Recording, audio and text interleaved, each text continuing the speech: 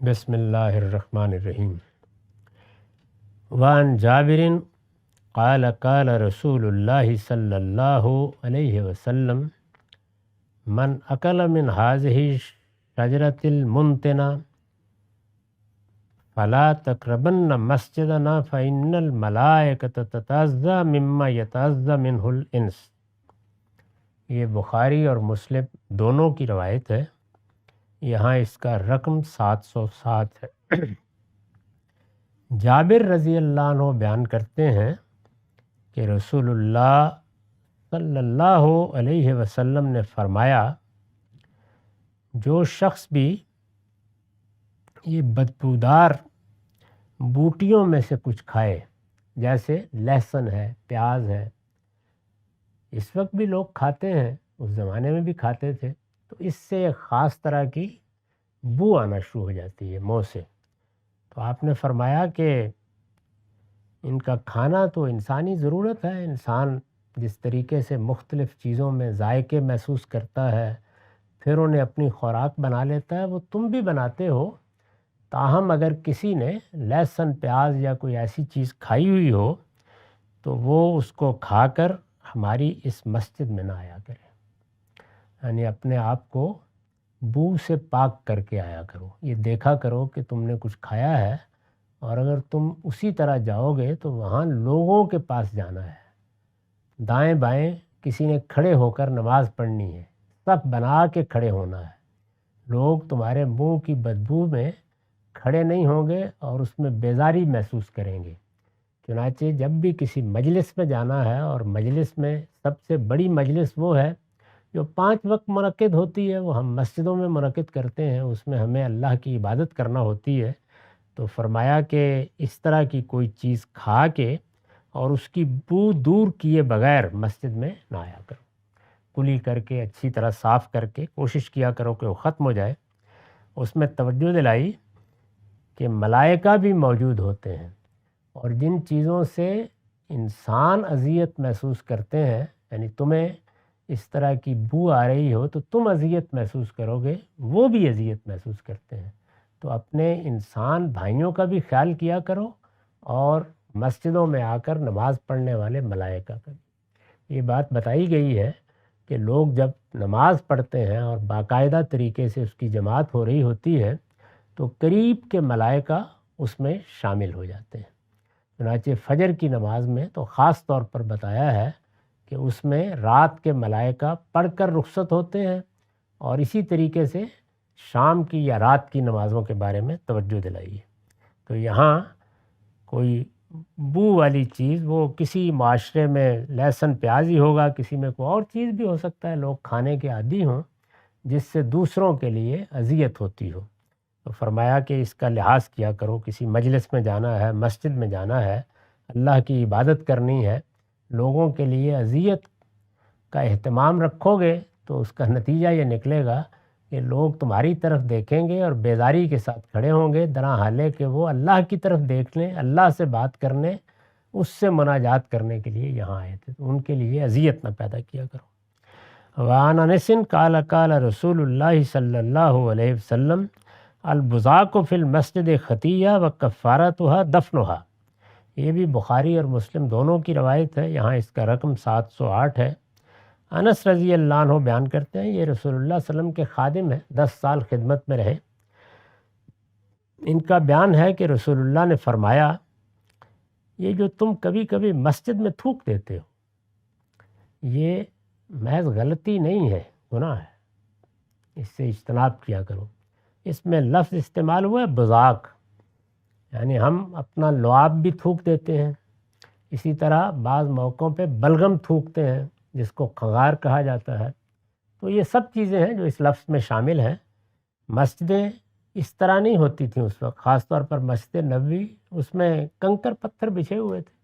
لوگ پاؤں سے آ کے یا ہاتھ سے کنکر ہموار کرتے تھے، وہیں نماز پڑھ لیتے تھے، کوئی صفیں نہیں تھیں، کوئی قالین نہیں تھے، ایسا کچھ نہیں تھا۔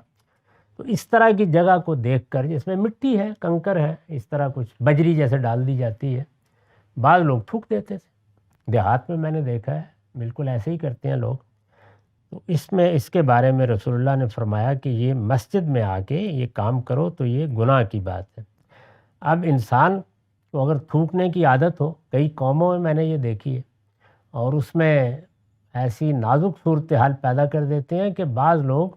آپ کے سامنے بیٹھے ہوئے گفتگو کر رہے ہوں گے تو معلوم ہوگا کہ ان کے اوپر اس کیفیت کے آنے کے بعد یہ چیز ہی بالکل نگاہ سے اوجھل ہو گیا کہ آدمی سامنے بیٹھا ہوا ہے۔ تو یہ ہو جاتا ہے بعض لوگوں سے۔ اس میں فرمایا کہ پھر اس کا کفارہ کیا ہے، یعنی تم نے ایک گناہ کا کام کیا ہے۔ اگر تم نے مسجد میں آ کے جو نماز پڑھنے کی جگہ تھی اس کو پاکیزہ رکھنا تھا، وہاں تھوک دیا، کوئی کھنگار پھینک دیا، کوئی بلغم تھوک دی، اگر یہ کرتے ہو تو وہ کفارہ تو دفنھا، تو اس کا کفارہ یہ ہے۔ یعنی ظاہر ہے کہ یہ ناشائستہ حرکت ہے، اب اس کے اوپر کسی کو درے تو نہیں مارنے، تو فرمایا کہ اس کا کفارہ یہ ہے کہ وہیں مٹی کھود کر اس کو دفن کر تاکہ وہ ہموار ہو جائے، صفائی ہو جائے۔ اور صاف کرنے کا مٹی میں کیا طریقہ ہو سکتا ہے؟ تو آپ نے فرمایا کہ اس کو دفن کر دیا کرو، وہیں پاؤں سے کھودو اور دفن کر دو۔ تو یہ آپ نے گویا تعلیم دی، شائستگی سکھائی لوگوں کو۔ وعن ابی ذر رضی اللہ عنہ قال قال رسول اللہ صلی اللہ علیہ وسلم عرضت علی اعمال امتی حسنها وسیئها فوجدت فی محاسن اعمالها الاذى یمات عن الطریق ووجدت فی مساوی اعمالها النخاع تکون فی المسجد لا تدفن۔ یہ مسلم کی روایت ہے، ابو ہریرہ بیان کرتے ہیں، یہاں اس کا رقم 709 ہے۔ وہ کہتے ہیں کہ رسول اللہ صلی اللہ علیہ وسلم نے فرمایا، میری امت کے اعمال میرے سامنے لائے گئے، اچھے بھی اور برے بھی، یعنی میری امت سے کیا کیا چیزیں صادر ہوں گی۔ تو بعض موقعوں پر پیغمبر کو بعض چیزیں، جیسے ہمارے ہاں شماریات کے ماہرین ایک سیمپل لے لیتے ہیں، ایک نمونہ لے لیتے ہیں اور پھر اس سے کچھ نتائج اخذ کرتے ہیں۔ تو اگر آپ روایتوں کا مطالعہ کریں تو معلوم ہوتا ہے کہ جنت، دوزخ، اعمال، امت، بعد میں آنے والے حالات، ان کو بھی اسی طرح ممثل کر کے دکھا دیا جاتا تھا، یعنی گویا وہ ایک تمثیل کی صورت اختیار کر جاتے تھے اور لگتا تھا کہ جیسے وہ ہمارے سامنے سے گزر رہے ہیں۔ تو رسول اللہ نے اس کی بہت سی تفصیلات بیان کی ہیں۔ یہاں فرمایا کہ میری امت کے اچھے اور برے اعمال میرے سامنے پیش کیے گئے، اور اس میں نے اندازہ لگایا کہ اچھے سے اچھا عمل، وہ تو کوئی اس کی حد نہیں ہے، لیکن اگر کسی نے رستے سے کوئی کانٹا اٹھا کر آنے والوں کے لیے رستہ صاف کر دیا ہے کہ کسی کو اذیت نہ ہو، تو یہ بھی ایک بڑی حسنات کے عمل کے طور پر وہاں موجود تھا، یعنی بڑی نیکی کے طور پر موجود تھا۔ تو اس طرح گویا آپ نے توجہ دلائی کہ بظاہر تو ایک چھوٹی سی بات ہے کہ آپ راہ میں چل رہے تھے، آپ نے دیکھا کہ کوئی پتھر لوگوں کے لیے ٹھوکر کا باعث بن جائے گا، کوئی کانٹا ہے کسی کے پاؤں میں چبھ جائے گا، آپ رکے اور آپ نے اس کو اٹھا لیا تاکہ لوگوں کو اذیت نہ ہو۔ فرمایا ہے کہ یہ اذیت کا باعث بننے والی کوئی بھی چیز ہو سکتی ہے، تو اس کو بھی مجھے دکھایا گیا کہ یہ حسنات میں سے ہے، یہ بڑی نیکی ہے، بہت غیر معمولی عمل ہے۔ پھر بتایا گیا کہ جب مجھے برائیاں دکھائی گئیں تو برائیوں میں بھی ظاہر ہے کہ بدکاری ہے، شرک ہے، معلوم نہیں کیا کیا۔ فرمایا کہ یہ خیال نہ کرو کہ چھوٹی برائیاں کوئی